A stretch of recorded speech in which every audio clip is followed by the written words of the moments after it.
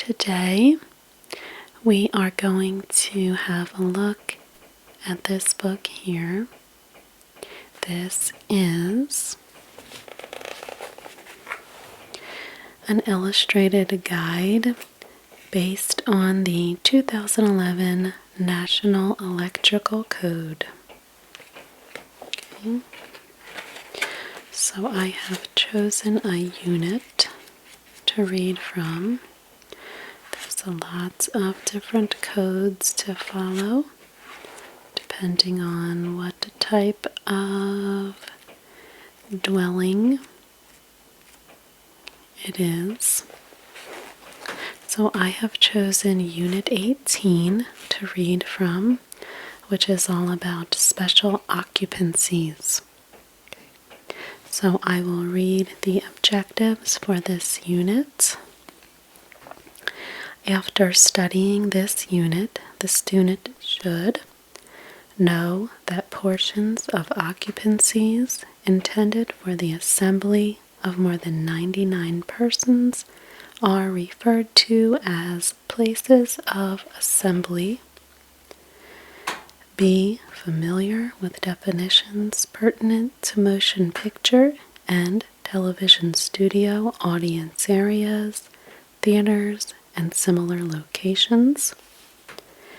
Have a basic understanding not only of motion picture and television studio audience area, theater, and similar location general requirements, but also stage switchboards, stage equipment, and theater dressing room provisions.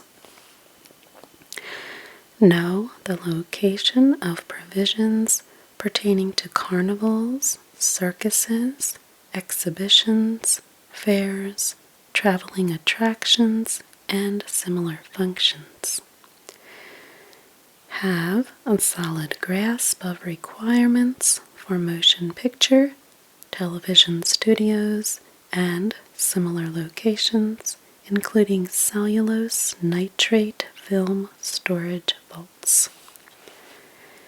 Be well acquainted with motion picture projector provisions. Thoroughly understand manufactured building requirements. Be familiar with agricultural building provisions, including what constitutes a bonding and equipotential plane. Be apprised of requirements for mobile homes, manufactured homes, and mobile home parks. Know the location of provisions relating to recreational vehicles and recreational vehicle parks. Have a good understanding of floating building requirements. And lastly, be familiar with the provisions for marinas and boatyards.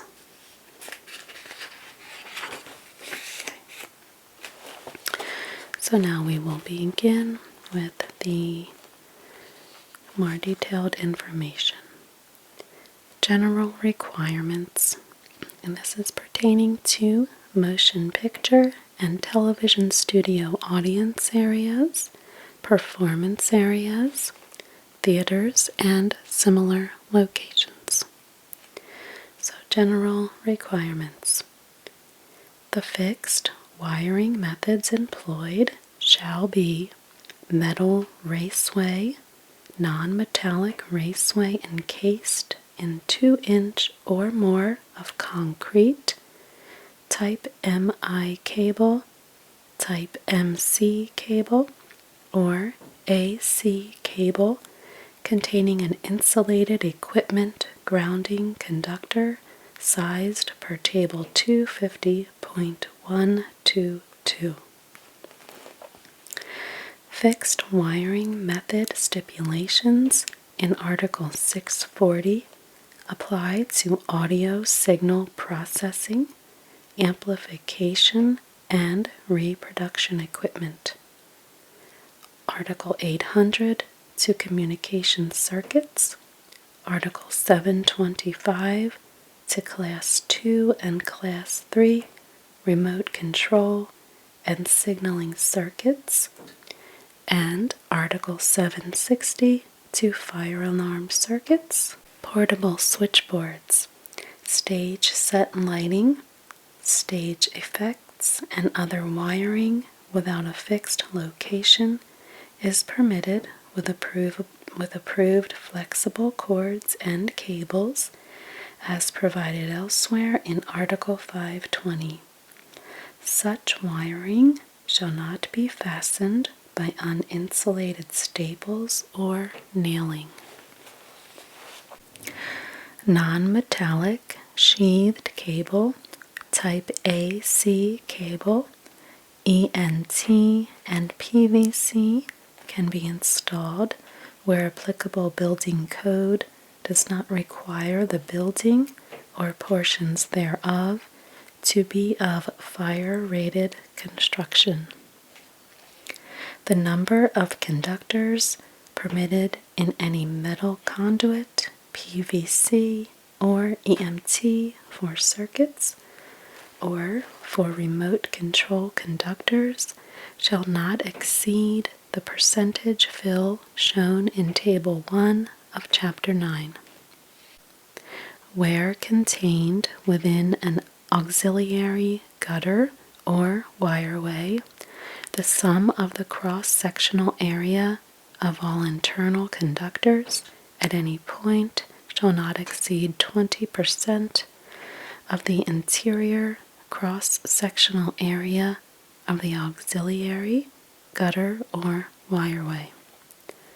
The 30 conductor limitation of 366.6 and 376.22 shall not apply.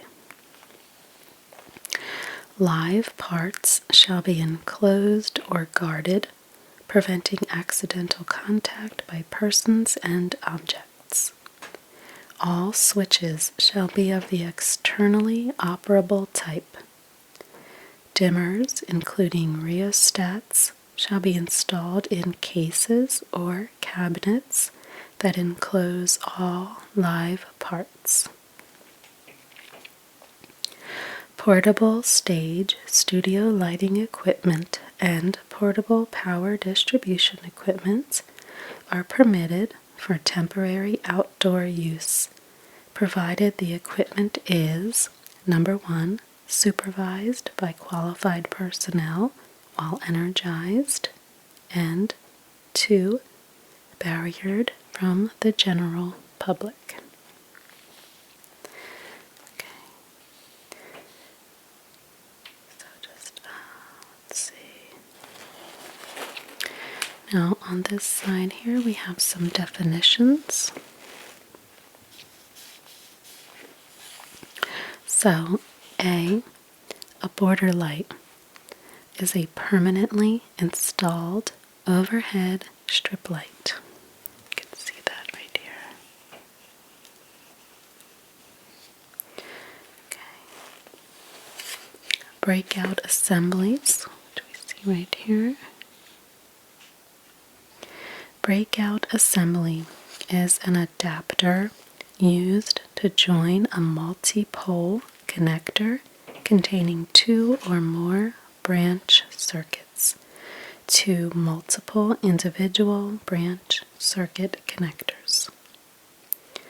D, right here, is portable equipment. Equipment intended for movement from place to place and fed with portable cords or cables.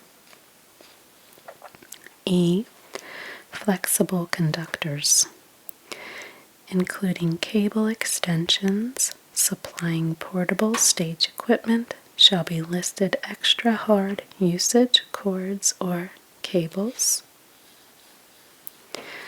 F, connector strip,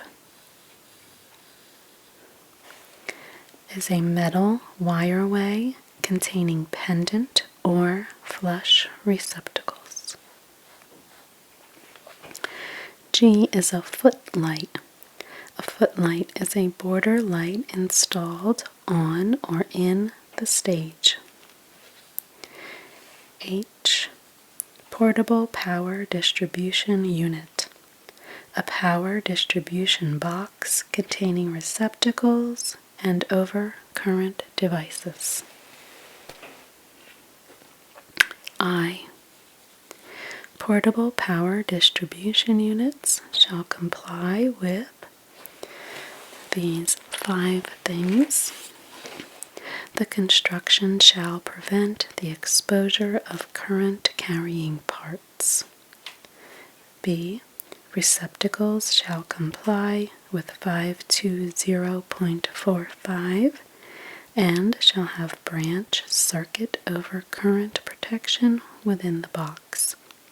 Fuses and circuit breakers shall be protected from physical damage. Flexible cords or cables supplying pendant receptacles or cord connectors shall be listed for extra hard usage. C. Bus bars shall have an ampacity equal to the sum of the ampere ratings of all the connected circuits. Lugs shall be provided for the master cable's connection. D. Power accepting flanged surface inlets or recessed plugs shall be rated in amperes.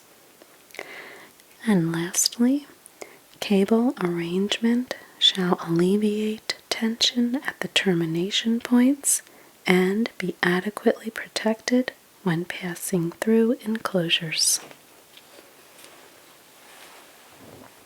Okay. Next definition is proscenium, the wall and arch separating the stage from the auditorium. That's here. And then we have stand lamp or a work light, which we see here. It is a portable stand containing a general purpose luminaire or lamp holder with guard for stage or auditorium general illumination.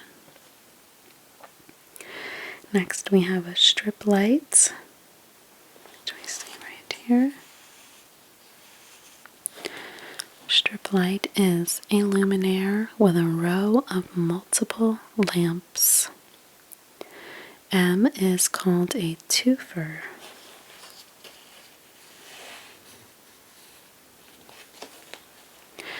And that is an adapter cable containing 1 male plug and 2 female cord connectors used to join 2 loads to 1 branch circuit.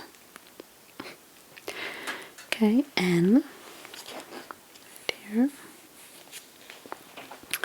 These are adapters, twofers, and other single multiple circuit outlet devices shall comply with all of the following. There's 3 criteria.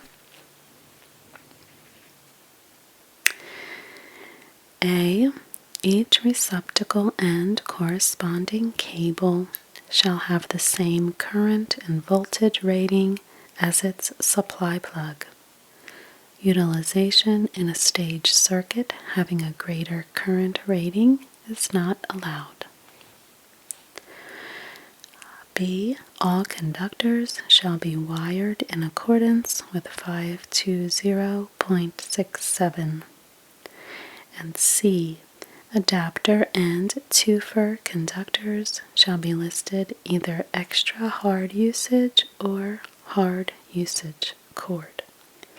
The overall length of hard usage cord is restricted to 3.3 feet. And lastly is O, here pointing to the cord. Stand lamps can be supplied by listed hard usage cord, provided the cord is not subject to physical damage and is protected by an overcurrent device rated at not over 20 amperes.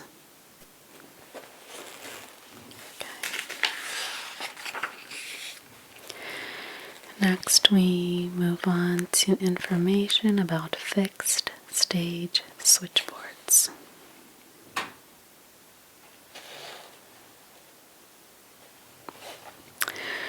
A stage lighting switchboard to which load circuits are connected shall have a means of branch circuit overcurrent protection.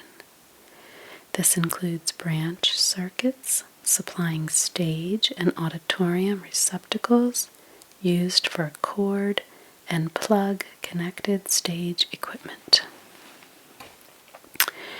Where the stage switchboard contains non-stage lighting dimmers, the overcurrent protective devices for these branch circuits can be located at the stage switchboard.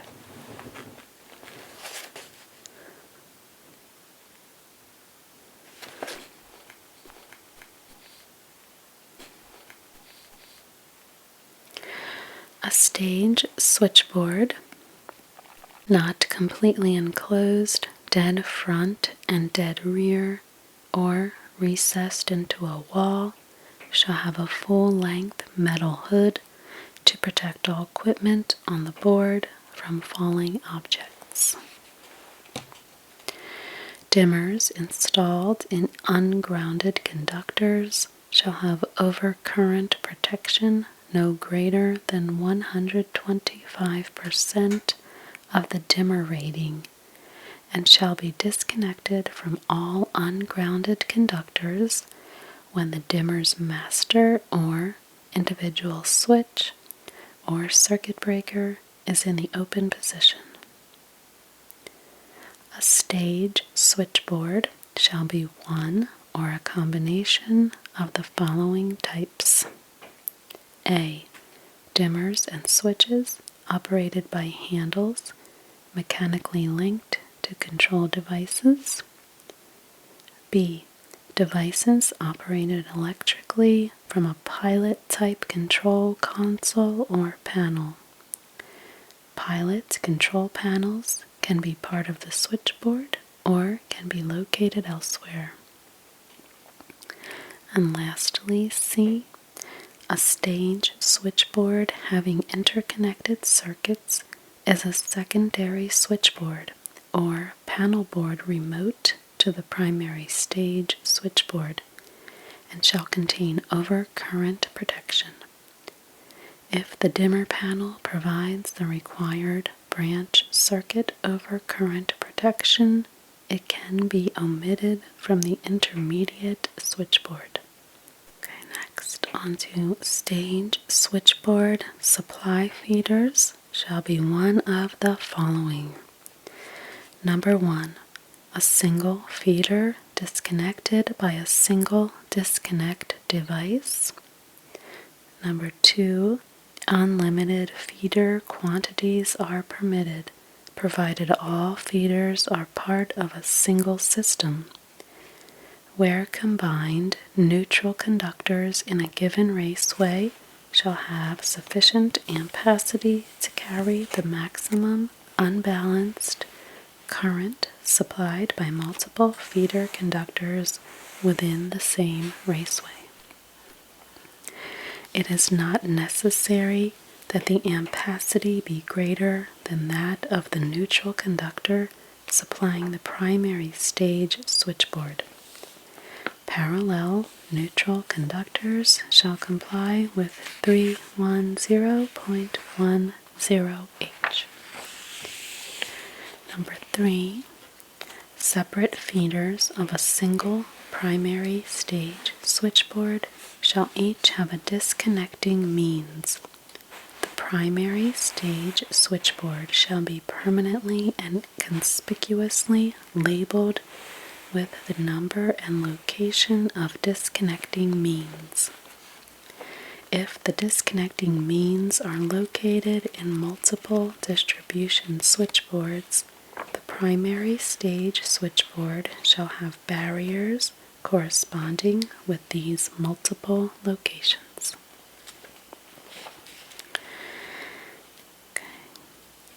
When calculating supply capacity to switchboards, it is permissible to consider the maximum intended switchboard load in a given installation, provided that 1.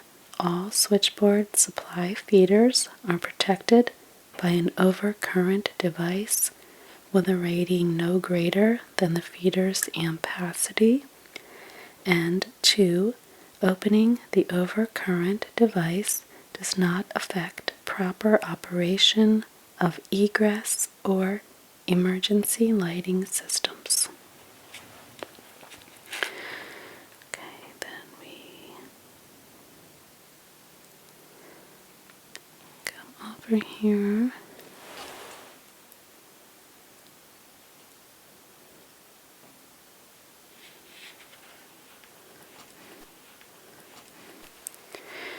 Stage switchboards shall be of the dead front type and shall comply with Article 408, Part 4, unless a qualified testing laboratory, via recognized test standards and principles, has approved it as suitable for such use. Now, over here is talking about portable switchboards on stage. Okay? So, although portable switchboards shall contain overcurrent protection for branch circuits, the requirements of 210.23 shall not apply. With the exception of bus bars, all conductors within the switchboard shall be stranded.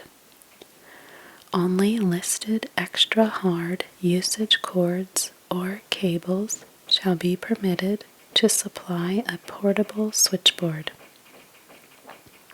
The supply cords or cable shall terminate within the switchboard enclosure in an externally operable fused master switch, circuit breaker, or a connector assembly identified for such purpose. The supply cords or cable and connector assembly shall have current ratings not less than the total load connected to the switchboard and shall be protected by overcurrent devices. Single pole portable cable connectors, where used, shall be listed and of the locking type. The enclosure shall contain a pilot light connected to the board's supply circuit so that opening the master switch does not cut off the lamp's supply. This lamp shall be on an individual branch circuit having overcurrent protection rated or set at no more than 15 amperes. Portable switchboards and feeders for on-stage use shall comply with 520.53a through P. Only externally operable enclosed type switches and circuit breakers shall be used. Portable switchboards shall be housed within substantially constructed enclosures that remain open during operation. Wooden enclosures shall be fully lined with sheet metal no less than 0.020 inches thick. The sheet metal shall either be properly galvanized, enameled, or otherwise coated to prevent corrosion, or be of a corrosion-resistant material. Road show connection panel, a type of patch panel.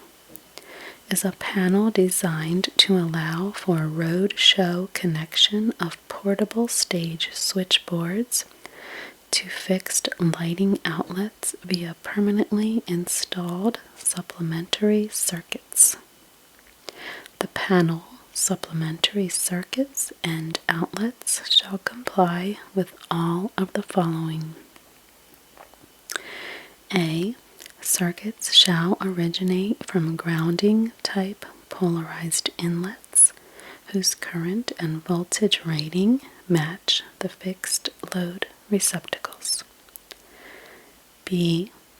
Circuits transferred between fixed and portable switchboards shall transfer all circuit conductors simultaneously.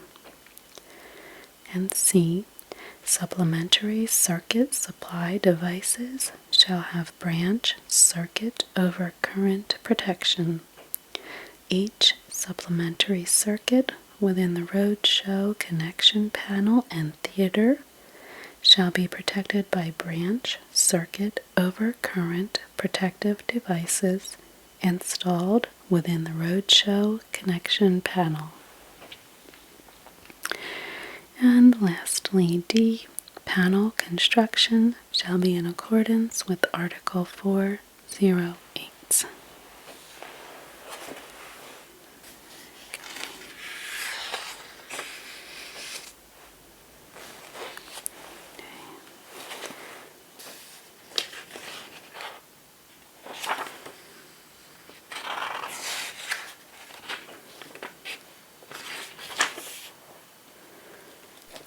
Now moving on to stage equipment other than switchboards. Arrange footlights, border lights, and proscenium side lights so that no branch circuit supplying such equipment carries more than a 20 ampere load. Article 210 provisions can be applied to heavy-duty lamp holder circuits. The conductors for foot, border, proscenium, or portable strip lights and connector strips shall have insulation suitable for the conductor's operating temperature, but in no case less than 125 degrees Celsius. The ampacity of the 125 degrees Celsius conductors shall be that of 60 degrees Celsius conductors. All drops from connector strips shall be 90 degrees Celsius, wire sized to the ampacity of 60 degrees Celsius cords and cables, with no more than 6 inches of conductor extending into the connector strip. This is in section 31015B3A. Shall not apply. Okay. The ampacity of listed multi-conductor extra hard usage type cords and cables not in direct contact with equipment containing heat-producing elements can be determined by Table 520.44. If so determined, the maximum load current in any conductor shall not exceed the values in Table 520.44. Receptacles for on-stage electrical equipment shall be rated in amperes. Conductors supplying receptacles shall comply with Articles 310 and 400.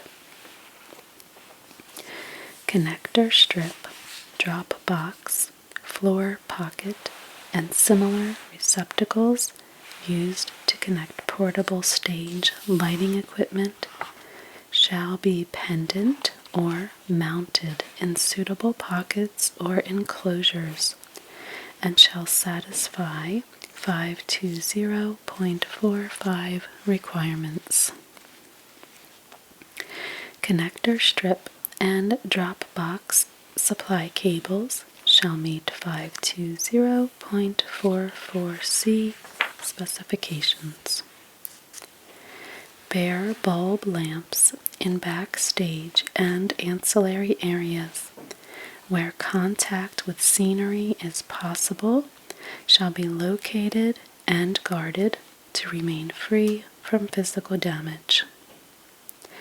A minimum airspace of at least 2 inches between such lamps and any combustible material shall be provided.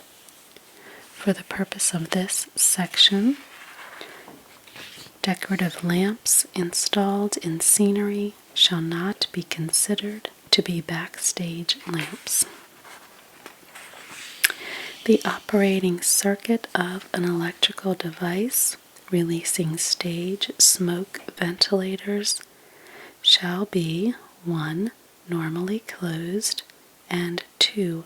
Controlled by at least 2 externally operable switches, with one such switch being readily accessible on stage and the other positioned as dictated by the AHJ.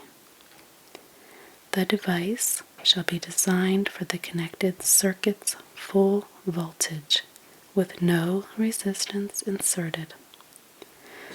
The device shall be located in the loft above the scenery and have been enclosed in a suitable metal box with tight self-closing door. A. Borders and proscenium side lights shall be 1. Constructed per 520.43 specifications, 2. Suitably stayed and supported, and 3. Designed so that the reflector flanges or other adequate guards protect the lamps from mechanical damage and from accidental contact with any combustible material. B. Cords and cables for the supply to border lights, drop boxes, and connector strips shall be listed for extra hard usage and shall be suitably supported. Such cords and cables shall be employed only where flexible conductors are necessary. Conductor ampacity shall satisfy 400.5 provisions. C. Where the metal trough construction specified in 520.43a is not used, footlights shall consist of individual outlets whose lamp holders are wired with RMC, IMC, FMC, Type MC cable, or mineral insulated metal sheathed cable. The circuit conductors shall be soldered to the lamp holder terminals. D. The current supply to disappearing footlights shall automatically disconnect when the footlights are fully retracted. And E. Metal trough footlights containing circuit conductors shall be made of oxidation-resistant sheet metal no lighter than 0.032 inches. Lamp holder terminals shall be spaced at least 1/2 inch from the metal trough. The circuit conductors shall be soldered to the lamp holder terminals. Then we come over here and take a look at requirements for theater dressing rooms. Okay. So A. All dressing room lights and receptacles adjacent to the mirrors and above the dressing table counters shall be controlled by wall switches within the dressing rooms. B. Each switch controlling receptacles adjacent to the mirror and above the dressing table counters shall have a pilot light located outside the dressing room, adjacent to the door, indicating energized receptacles. Note: although the pilot light must be installed outside the dressing room, the switch must be located inside the dressing room. C. In theater dressing rooms, all exposed incandescent lamps less than 8 feet from the floor shall be equipped with open-end guards riveted to the outlet box cover or otherwise sealed and locked in place. And lastly, D. Receptacles away from dressing table counters and mirrors do not require switches. Okay. Now some information about carnivals, circuses, fairs, and similar events. And this is talking about ground fault circuit interrupter protection, or GFCI. It says egress lighting shall not be protected by a GFCI. Okay, so A. GFCI protection for personnel shall be provided for the following. 1. All 125-volt single-phase 15 and 20 ampere non-locking type receptacles used for disassembly or reassembly are readily accessible to the general public, and 2. Equipment that is readily accessible to the general public and supplied from a 125-volt single-phase 15 or 20 ampere branch circuit. The GFCI can be an integral part of the attachment plug or located in the power supply cord within 12 inches of the attachment plug. Listed cord sets incorporating GFCI for personnel shall be permitted.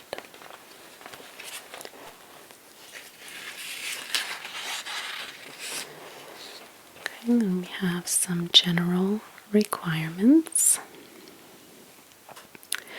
Permanent structures shall comply with Articles 518 and 520. The following equipment connected to the same source shall be bonded. 1. Metal raceways and metal sheathed cable. 2. Metal enclosures of electrical equipment. And 3. Metal frames and metal parts of portable structures, trailers, trucks, or other equipment that contain or support electrical equipment. The equipment grounding conductor of the circuit supplying the equipment in items 1, 2, or 3 that is likely to energize the metal frame or part shall be permitted to serve as the bonding means. Non-conductive mats are permitted to cover publicly accessible flexible cords or cable. Arrangements of cables and mats shall not present a tripping hazard. No amusement ride, attraction, tent, or similar structure shall support wiring for any other ride or structure, unless specifically designed for that purpose. All equipment to be grounded shall be connected to an equipment grounding conductor of a type recognized by 250.118 and installed in accordance with parts 6 and 7 of Article 250. The equipment grounding conductor shall be connected to the system grounded conductor at the service disconnecting means, or in the case of separately derived system such as a generator, at the generator or first disconnecting means supplied by the generator. The ground circuit conductor shall not be connected to the equipment grounding conductor on the load side of the service disconnecting means, or on the load side of a separately derived system disconnecting means. And then we just have 6 other criteria. A. Conductors shall have a vertical clearance to ground per 225.18. These clearances apply only to exterior wiring of tents and concessions. B. Tent and concession interior electrical wiring for temporary lighting shall be securely installed and mechanically protected where subject to physical damage. Protect all temporary general illumination lamps from accidental breakage by installing a suitable luminaire or lamp holder with a guard. C. Article 525 covers the installation of portable wiring and equipment for carnivals, circuses, fairs, and similar functions, including wiring in or on all structures. D. Portable structures shall be maintained not less than 15 feet in any direction from overhead conductors operating at 600 volts or less, except for the conductors supplying the portable structure. Portable structures included in 525.3d shall comply with Table 680.8. E. Electrical equipment and wiring methods in or on portable structures shall be provided with mechanical protection where such equipment or wiring methods are subject to physical damage. And lastly, F. A means to disconnect each portable structure from all ungrounded conductors shall be provided. The disconnecting means shall be located within sight of and within 6 feet of the operator's station. The disconnecting means shall be readily accessible to the operator, including when the ride is in operation. Where accessible to unqualified persons, the disconnecting means shall be lockable. The shunt trip device that opens the fuse, disconnect, or circuit breaker when a switch located in the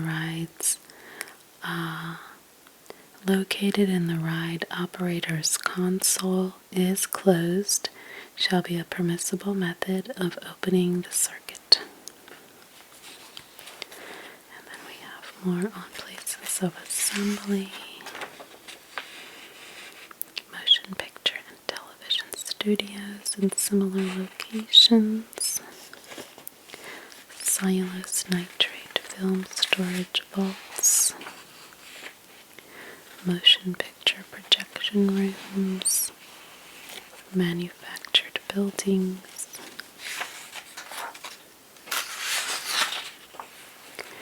agricultural buildings, mobile homes, manufactured homes, mobile home parks,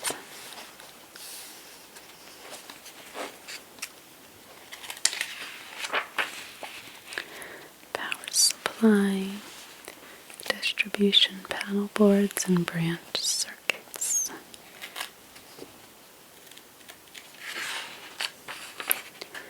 Grounding, services and feeders, recreational vehicles and recreational vehicle parks.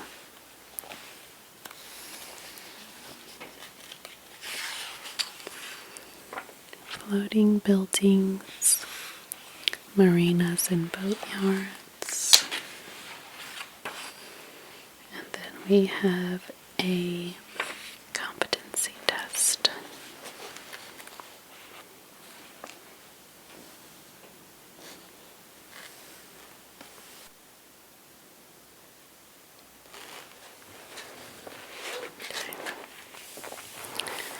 So that's all I'm going to read today.